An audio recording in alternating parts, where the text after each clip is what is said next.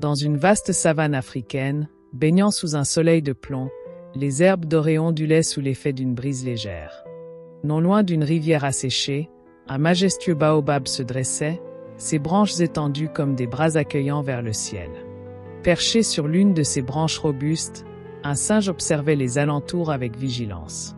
Au pied de l'arbre, une hyène affamée errait, ses yeux jaunes scrutant le moindre mouvement. Sa fourrure était parsemée de taches sombres, et son ventre creux trahissait des jours sans repas. Son estomac gargouillait bruyamment, ce qui attira l'attention du singe.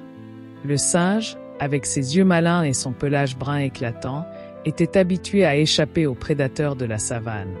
Mais il était aussi connu pour sa curiosité. Levant la tête vers lui, la hyène dit « Bonjour, cher ami singe. » Sa voix mielleuse contrastait avec son apparence menaçante. « Pourquoi te caches-tu là-haut dans cet arbre?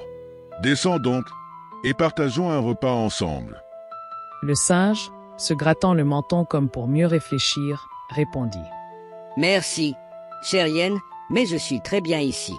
Et dis-moi, que pourrais-je bien manger avec toi? Tes crocs aiguisés semblent plus intéressés par ma chair que par un repas partagé. » La hyène éclata d'un rire nerveux, cherchant à cacher ses vraies intentions. « Oh, tu te méprends, mon cher ami. Je voulais simplement te montrer une cachette secrète où je garde des fruits délicieux. Tu verras, ils sont juteux et sucrés. » Intrigué mais toujours méfiant, le singe fit mine d'être convaincu. « Vraiment? Montre-moi donc ces fruits depuis ici. Si ce que tu dis est vrai, je te rejoindrai. » La hyène, piégée par sa propre ruse, n'avait aucune cachette de fruits. Elle réfléchit un instant, puis guida le singe vers un buisson proche où quelques fruits pourris gisaient à terre.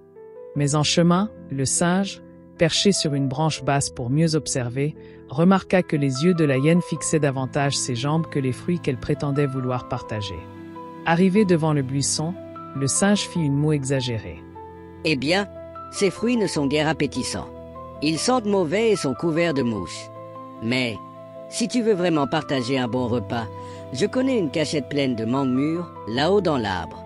Rejoins-moi donc, et nous mangerons ensemble. » La hyène regarda l'arbre, ses branches au perché semblant la narguer. Elle baissa les oreilles et murmura. « Mais, je ne sais pas grimper aux arbres. » Le singe, ne pouvant contenir son rire, s'esclaffa bruyamment, faisant vibrer les feuilles autour de lui. « Ah, ma pauvre amie, chacun son domaine. Moi, je grimpe et je découvre les hauteurs, tandis que toi, tu parcours la savane. Mais retiens bien ceci, la ruse seule ne suffit pas.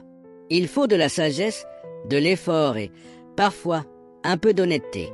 Adieu, et bonne chance pour ton prochain repas. » Sur ces mots, le singe bondit de branche en branche, disparaissant parmi le feuillage dense du baobab. La hyène, frustrée et honteuse, jeta un dernier regard vers les hauteurs inaccessibles avant de s'éloigner en traînant les pattes. Depuis ce jour, dit-on dans la savane, que les hyènes rôdent en silence, fouillant dans les aliments pourris, espérant y trouver le singe d'autrefois.